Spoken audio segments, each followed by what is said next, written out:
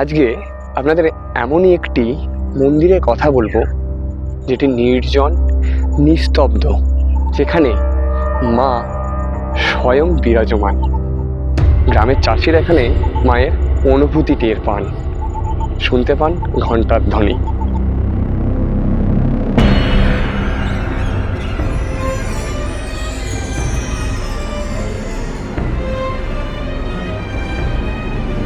হ্যাঁ, আজকে কথা বলবো আমরা কাটলিয়া মহানন্দ মঠ শ্মশানেশ্বরী কালী মন্দির নিয়ে।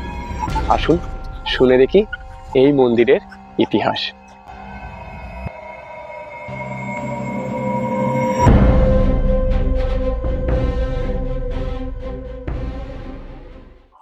কাটলিয়া মহানন্দ মঠ এটা কিভাবে তৈরি হয়েছিল, কিভাবে? এখানকার গ্রামেরই 4-5 জন বয়োজ্যেষ্ঠ মানুষ, তারা মঠে এসে এখানকার এই জায়গাটা দেখে তাদের খুব পছন্দ হয়। তখন তারা এখানে মত প্রকাশ করে যে এখানে একটা মন্দির তৈরি করে মায়ের পুজোটা শুরু হোক।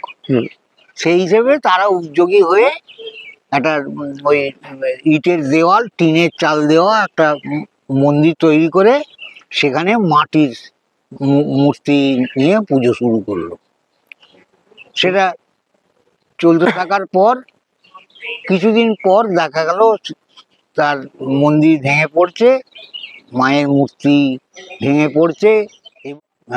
কালিকানন্দ স্বামী তিনি এসে বললে, তোরা এইরকম একটা পবিত্র জায়গা, এটা একটু মায়ের মন্দির করে মায়ের মূর্তি প্রতিষ্ঠা কর না।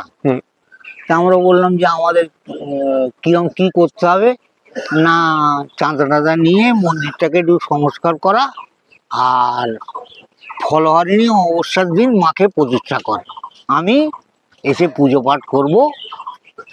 আমরা তো সেই এটাই করলাম। এখানকার সব গাছপালা জঙ্গল ফঙ্গল ছিল, সেগুলো বিক্রি করে দিয়ে, তৎকালীন সময়টা পুরোটাই জঙ্গল ছিল। হ্যাঁ, জঙ্গল এবং কিছু কিছু বড় গাছ ছিল, সেইগুলোকে কেটে কুটে একটা তহবিল তৈরি করে তাই দিয়ে মন্দির তৈরি।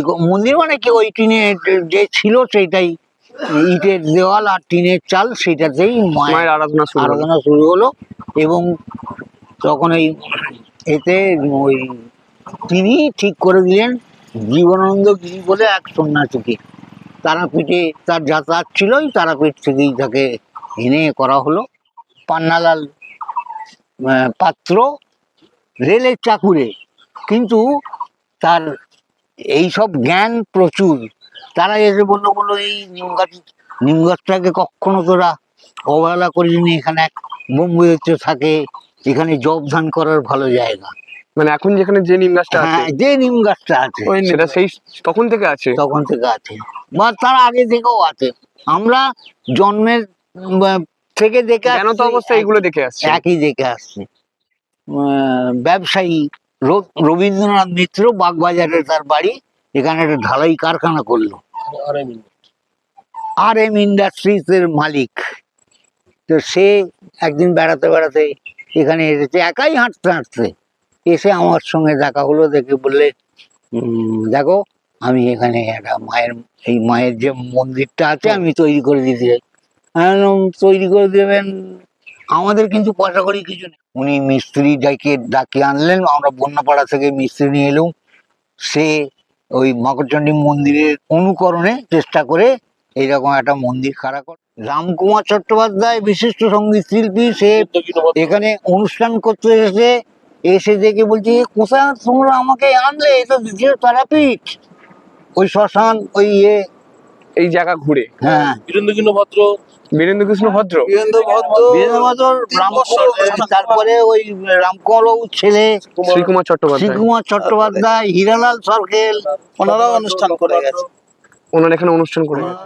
যখন কথা হয়েছিল আপনার সঙ্গে যে এখন যেরকম শান্ত পরিবেশ, সেরকমই আগে নাকি আরো নিঝুম, এবং মায়ের অনুভূতি এর ব্যাপারটা কিরকম বলছিলেন?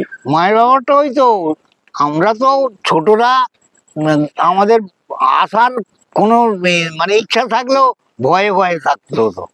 আর ওই যারা ওই দাহ কার্য করতে আসতো, তারা সব আসতো, তারাই আবার চলে যাওয়ার পর আবার যে নিঝুম সেই অবস্থা। মানে দাহ কার্য ছাড়া এখানে সেভাবে কেউ প্রবেশ আর করতো না।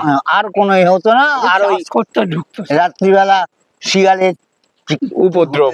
মানে চিৎকার সময় যারা চাষিরা এই পাশে খালেতে নানান রকম সবজি এসব চাষ হুম। করতে আসতো, তারা মানে শুনেছে, আমরা শুনেছি তাদের কাছে যে দুপুরের দিকে মায়ের ঘন্টার ধ্বনি তারা নাকি শুনতে পায় এখান থেকে। এইখান থেকে। তো 60 বছর হবে। আর পুরনো থেকে কি আছে বয়স? পুরনো থেকে এটা 106 বছর। 106 বছর, নবনির্মিত ভাবে 60, কিন্তু পুরনো থেকে পুরো 106 বছর এবছরে। 106 বছর। এবছর 106 বছরে পদার্পণ করলো। হ্যাঁ হ্যাঁ, তার এবছরের বার্ষিক উৎসব কবে পড়ছে? বাৎসরিক উৎসব 8ই মার্চ 8ই মার্চ। শুরু হচ্ছে। ওই দিন ভোরবেলা চণ্ডী পাঠ হবে, তারপরে কিছুটা বেলা থেকেই মায়ের পুজোর জোগাড় শুরু শুরু হবে। হয়ে যাবে। তারপরে এখান থেকে আমাদের আগে যেটা হতো সেটা এখনো সম্ভব হয় না। আগে মেয়েরা লাল পাড় সাদা শাড়ি পরে শাঁখ নিয়ে বাজাতে বাজাতে যেত। এখানে মানে তারামার ছবি আর নিতাই গৌড়ের ছবি বাচ্চারা পালকির মতো তৈরি করে কাঁধে করে নিয়ে যেত। কোথায় নিয়ে যেত? পুরো নগর নগর কীর্তন। কাটলিয়ার গ্রামটা পুরো ভ্রমণ ঘোরানো হতো। করতো। নগর কীর্তন যেটা। হ্যাঁ, আপনাদের এই মন্দিরের উৎসবের সাথে মাকড়দার মাকড়চণ্ডী মায়ের মন্দিরের উৎসব একটা কানেক্টেড, ওই ব্যাপারটা কিরকম? হ্যাঁ, ওইটা ওই তো মানে আমি জ্ঞানপ্রদ দেখে আসছি যে মা করচণ্ডী মায়ের যেদিন বাজি পোড়ানো হয় পঞ্চম দোল, তারপরে যে প্রথম রবিবার পড়বে সেই রবিবার থেকে আমাদের উৎসব শুরু। মানে যেদিনকে মায়ের চাঁচর হবে, মাকড়চণ্ডী মায়ের হ্যাঁ। চাঁচর, তার পরের রবিবারটাতে তারপরের এখানে রবিবার মায়ের থেকে উৎসব শুরু হয়। তো এবারে শনিবার হচ্ছে, সেই জন্য পরের এই জন্য দিনই পরের হচ্ছে। দিনেই রবিবার মানে সেটা উৎসব সেই শুরু হয়। প্রথম থেকেই হয়ে আসছে হ্যাঁ, এটা। প্রথম থেকে এটা হয়ে আসছে। আর রবিবার তো মানে 8ই মার্চ, তো তার মানে সারাদিন ব্যাপী এখানে আপনাদের পূজা সারাদিন অর্চনা ব্যাপী চলবে, পূজা পাঠ হবে, হরিনাম হবে, সংকীর্তন হবে আর মানে নরনারায়ণ সেবা হবে সারাদিন এই ধরে। মাঠে। সারাদিন রাত্রি 10টা 11টা পর্যন্ত নরনারায়ণ সেবা হবে।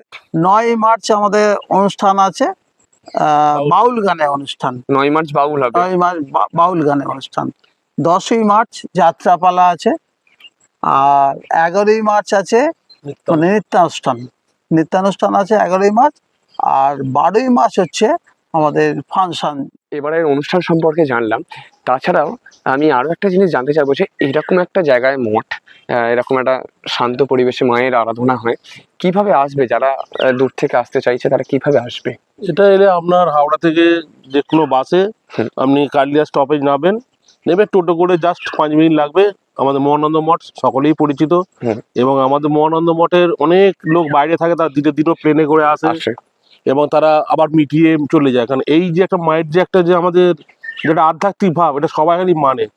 এছাড়া আমাদের প্রত্যেক মাসে অমাবস্যা আমাদের গ্রামের লোক ভাগ করে নেয়, হুম। এবং অমাবস্যা দেবার জন্য একটা এ হয় যে আমি দেবো দেবো লাইন করে, এবং প্রত্যেকেই অমাবস্যা যে যার নিজের মতো করে একটা সুষ্ঠুভাবে প্রত্যেক অমাবস্যা পূজা অর্চনা পূজা চলে। অর্চনা চলে, ভোগ বিতরণ হয়।